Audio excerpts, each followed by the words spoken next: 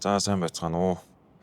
Болор судар хэвлэлийн газраас эрхлэн хэвлүүлж байгаа романы цувралын орчин үеийн романы цувралын хамгийн ихнийх нь болох Итали гаралтай Америкийн зохиолч Дон Дилилогийн Цагаан шүүгэн романы тухай та бүхэнтэй нэг хэсгийн хугацаанд ярилцах гэж байна.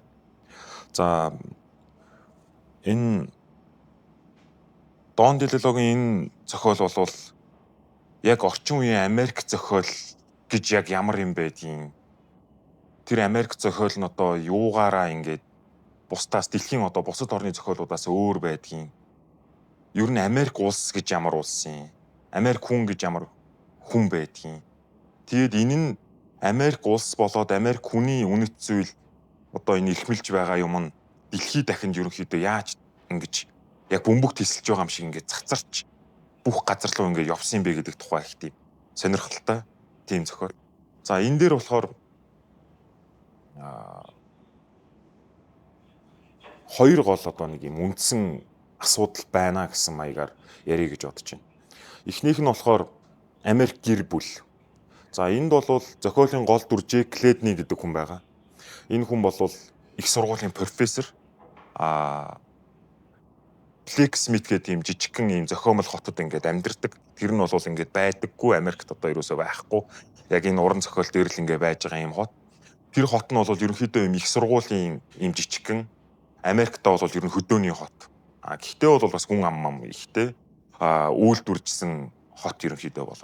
За тэгээд гол дүр Джек Ледни бол тэр их сургуулийнхаа Гитлер судлалын тэнхимийн эрхлэгч гэх юм уу та тийм.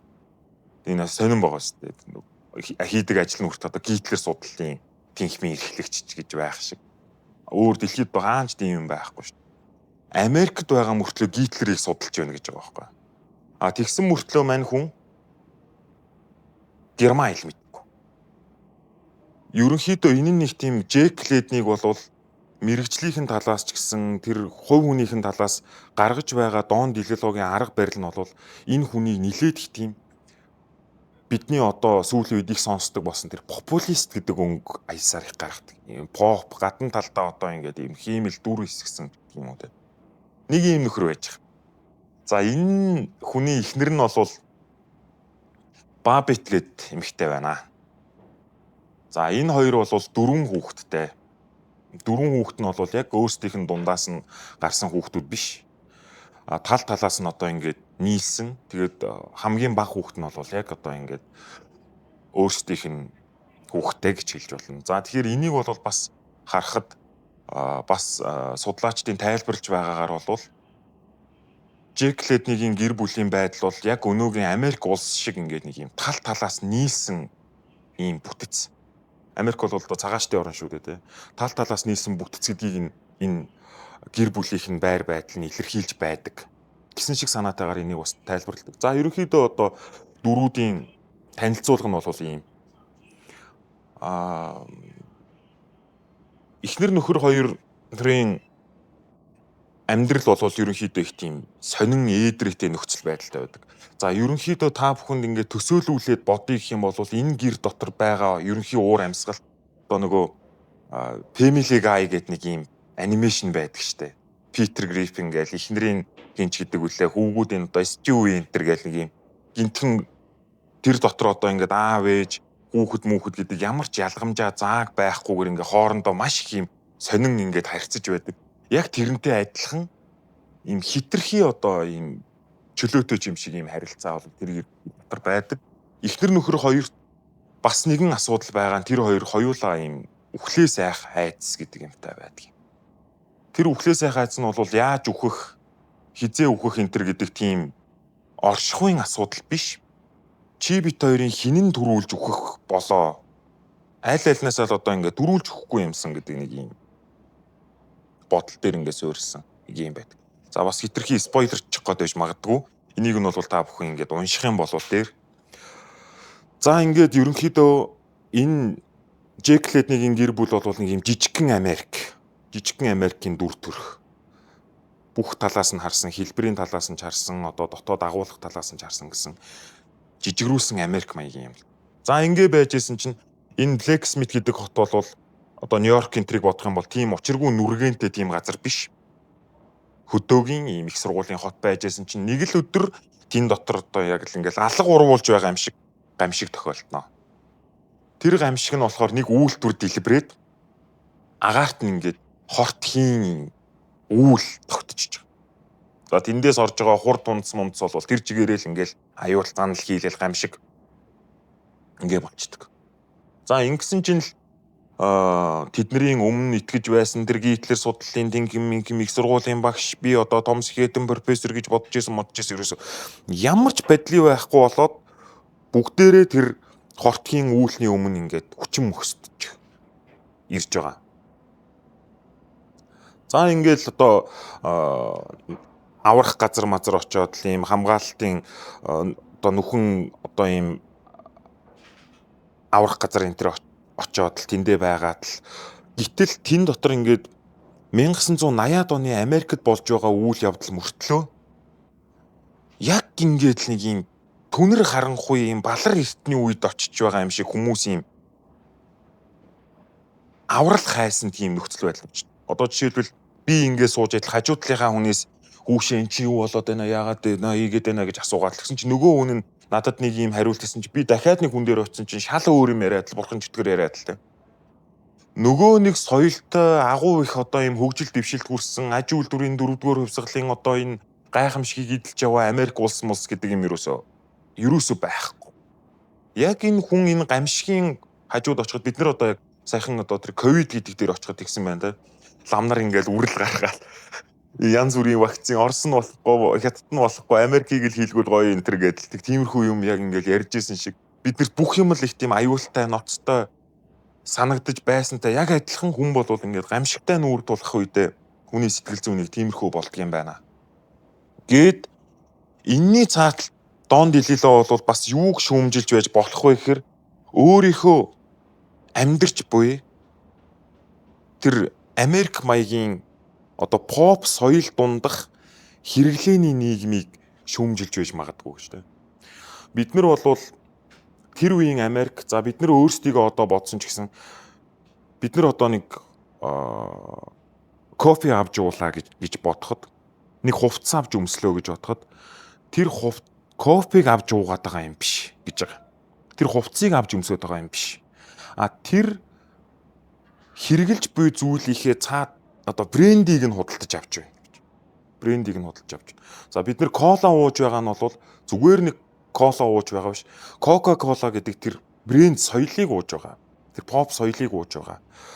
Тэр хоолунд хувцас хэрэглэл, автомашин, гоёл зүүсгэл, цахилгаан бараа, техник, технологи одоо бүгд адилхан. Тухайн брендийг одоо ингэж худалдаж авах нь бол хэрэглэх нь бол тэр хүмүүсийн хувьд маш чухал бөгөөд энэ поп соёлын дунд байгаа хэрэглээний нийгмийн хүнд бол тэр брендинг гэдэг зүйл их чухал байдаг тухай Дон Дилило шүүмжилт маягаар ингэж хэлнэ. Джек Лэднигийн гэр бүл болвол зурагт гэдэг зүйл маш чухал. Гэр дотроо эхнэр нөхөр хоёр 4 хүүхэдтэйгээ амьдарч байгаа юм шиг мөртлөө зурагт нь бол яг л тэр гэр бүлийн нэг гишүүн юм шиг. Яг ингээл гэр дотроо хоолундаа идээд л ингээд сууж исэн чинь гинтхэн зурагт нь тэгж ярьж байв гэж орж ирдэг байхгүй.